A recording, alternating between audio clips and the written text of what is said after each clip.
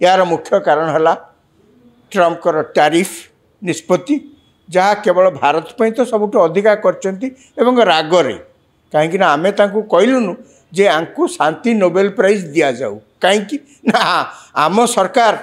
प्रधानमंत्री नरेंद्र मोदी बा भारत सरकार सीधा सीधा रोकठोक कहले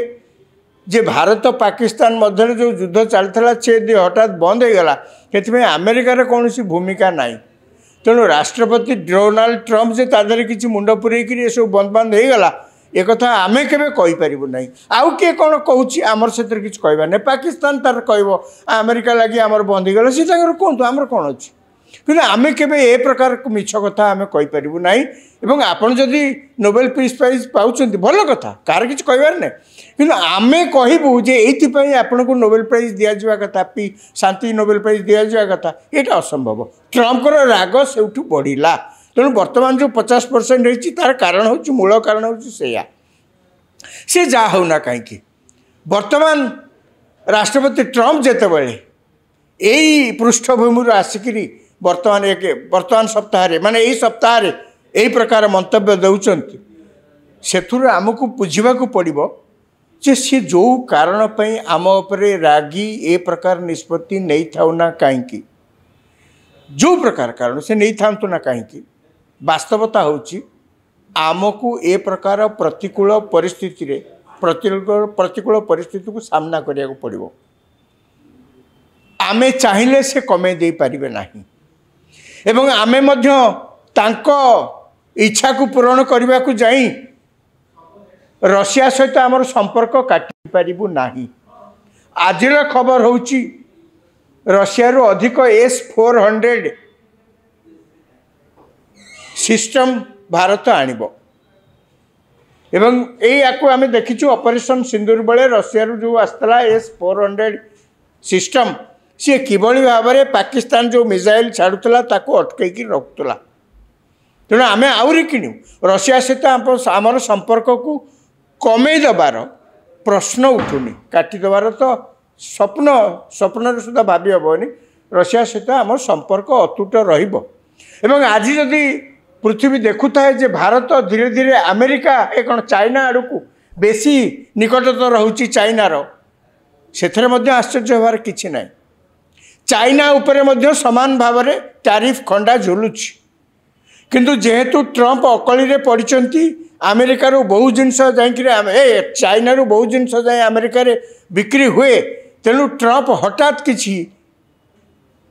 कार्यानुष्ठान चाइना विरुद्ध में करि नाहंती ए पर्यंत जदिओ धमक देइचंती जे 3 मास समय देइचंती किंतु भारत सहित अमेरिकार वाणिज्य कारबार एते हुए नाही अर्थात आमे अमेरिकार बेसी किछि जिनस किणुना ट्रम्प कर सहीटा राग जे अमेरिकार बहु जिनस भारत किणु नाही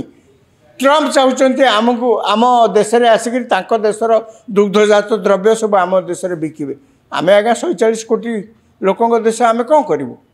यहाँ तो हो पारनि ना तेज से जा हो ट्रम्पर इच्छा पूरण करने भारत कस्मिन काले रशिया सहित संपर्क छिन्न कर प्रश्न उठुनी एवं चाइना सहित जो स्वाभाविक भागे निकटतर हो जाऊँगी निकटतर हम